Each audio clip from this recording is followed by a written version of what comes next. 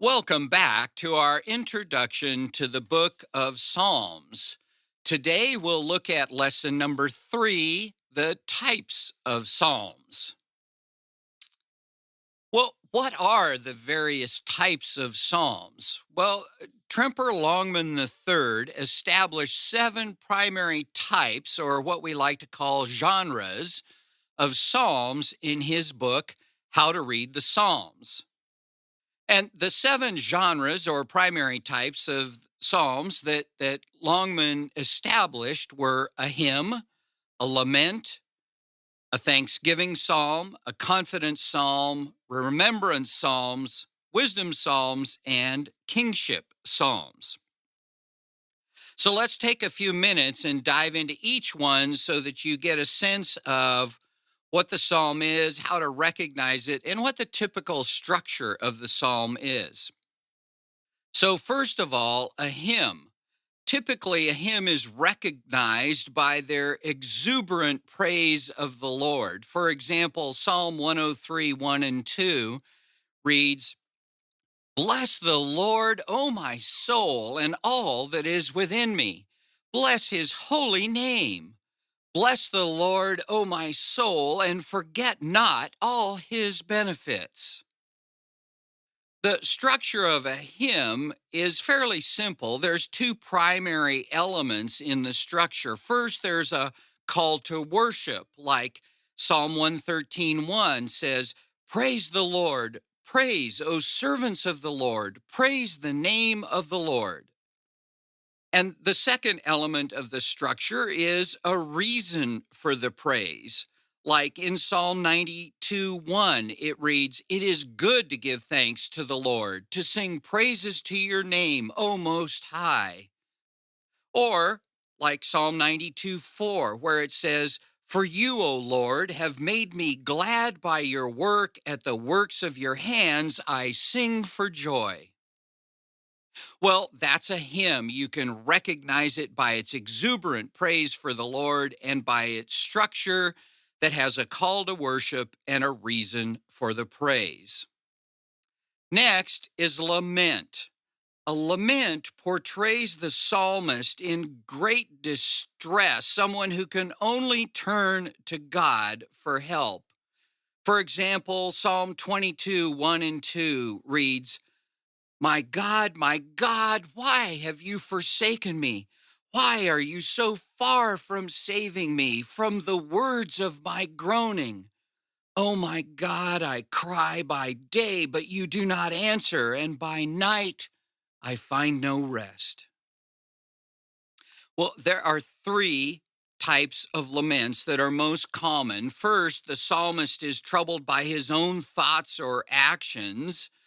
Second, the psalmist may be concerned about the actions of others, particularly his enemies, against him. Or third, he may simply be expressing frustration with God himself. Now, in terms of structure, a lament has some, but often not all, of the following 7 elements. First, there's an invocation. For example, Psalm 12:1. "Save, O Lord, for the godly one is gone, for the faithful have vanished from among the children of man." Next, there might be a plea to God to help. For example, Psalm 17:1.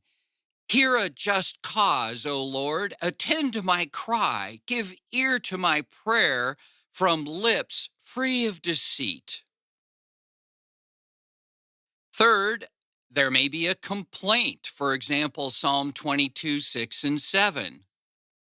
"But I am a worm and not a man, scorned by mankind and despised by people. All who seek me mock me. They make mouths at me. They wag their heads." Next, there may be a confession of sin, like in Psalm 69:5. "O God, you know my folly. The wrongs I have done are not hidden from you." Or similarly, there may be a statement of assertion of innocence, like in Psalm 26:5. I hate the assembly of evildoers, and I will not sit with the wicked. Next, there may be a curse upon their enemies, like in Psalm 109, verses 8 and 9. Gilead is mine, Manasseh is mine, Ephraim is my helmet, Judah my scepter, Moab my wash basin. Upon Edom I cast my shoe, over Philistia I shout in triumph. Or six, there might be an expression of confidence in God's response. For example, Psalm 54:4. Behold, God is my helper. The Lord is the upholder of my life. Or finally, seventh, there may be a hymn or a blessing, like in Psalm 26:12. My foot stands on level ground. In the great assembly, I will bless the Lord. Well, and that's a lament. Most often, a lament is identified by having one or more of those seven different structural elements. Next up is a thanksgiving psalm. A thanksgiving psalm expresses gratitude to the Lord for answered prayer. Often, a thanksgiving psalm is offered as a response to an answered lament. Now, typically, the structure of a thanksgiving psalm begins with either the intention to praise the Lord or with a blessing.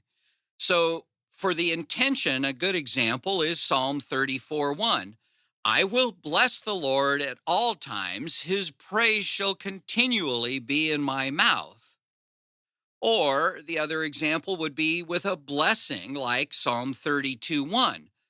Blessed is the one whose transgression is forgiven, whose sin is covered. Typically, the remainder of a thanksgiving psalm will continue to praise the Lord and may call on others to join in the praise of the Lord as well. So, again, a thanksgiving psalm expresses gratitude for an answered prayer. They usually follow a lament. And the Thanksgiving psalm structure will typically begin with either an intention to praise the Lord or with a blessing. Next up is a confidence psalm. A confidence psalm expresses trust in the Lord's goodness and power. For example, Psalm 3, verses 3 to 6. But you, O Lord, are a shield about me, my glory and the lifter of my head. I cried aloud to the Lord, and he answered me from his holy hill.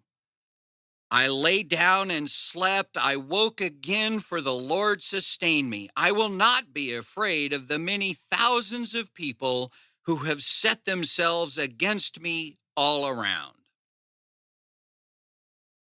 Well, the confidence psalm structure often employs some kind of a metaphor to describe God's presence. There are five that are pretty common. The first is of refuge example, like in Psalm 11:1. In the Lord I take refuge. How can you say to my soul, flee like a bird to your mountain? The next example of a metaphor would be the shepherd example, like in Psalm 23:1. The Lord is my shepherd, I shall not want.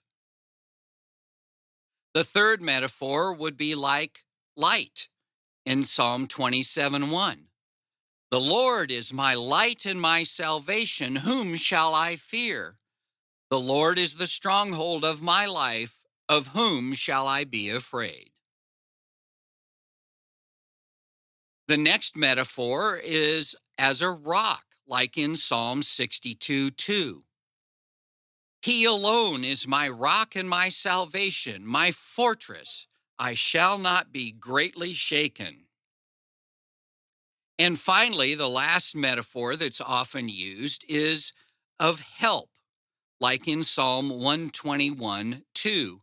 My help comes from the Lord who made heaven and earth. So that's the confidence psalm. It most often employs some kind of a metaphor to describe God's presence among the people. Next up is a remembrance psalm. A remembrance psalm recalls God's past acts of redemption on behalf of the people of Israel, like in Psalm 136, verses 10 and 11. To him who struck down the firstborn of Egypt, for his steadfast love endures forever, and brought Israel out from among them, for his steadfast love endures forever. Typically, the structure of a remembrance psalm refers to acts of God in Israel's history. So, for example, Psalm 78, verses 5 to 7. He established a testimony in Jacob and appointed a law in Israel, which he commanded our fathers to teach their children, that the next generation might know them, the children yet unborn, and arise and tell them to their children, so they should set their hope in God and not forget the works of God, but keep his commandments. Well, that's the remembrance psalm. Again, it recalls God's past acts of redemption on behalf of the people of Israel. Next up is the wisdom psalm. The wisdom psalm extols the virtue of following God's law and sometimes expresses the consequences of not following God's law. So, for example, Psalm 19:7. The law of the Lord is perfect, reviving the soul. The testimony of the Lord is sure, making wise the simple. Now, the structure of a wisdom psalm typically reflects some benefit of following God's law. So, for example, Psalm 1:1. Blessed is the man who walks not in the counsel of the wicked, nor stands in the way of sinners, nor sits in the seat of scoffers. Another example is Psalm 1:6. For the Lord knows the way of the righteous, but the way of the wicked will perish. And our final example of a genre of psalms, a type of psalms, is the kingship psalm. Now, there are two types of kingship psalms, the human and the divine. The human kingship psalms focus on the king of Israel. So, for example, Psalm 20, verse 9. O Lord, save the king. May he answer us when we call. And the divine kingship psalm focuses on God as king. For example, Psalm 47:7. For God is the king of all the earth. Sing praises with a psalm. Well, that's it for lesson number 3, a look at the various types of psalm, the hymn, the lament, the thanksgiving, the confidence, the remembrance, the wisdom, and the kingship psalms. Next up is lesson number 4, where we'll take a look at what we can learn and experience from reading the Psalms.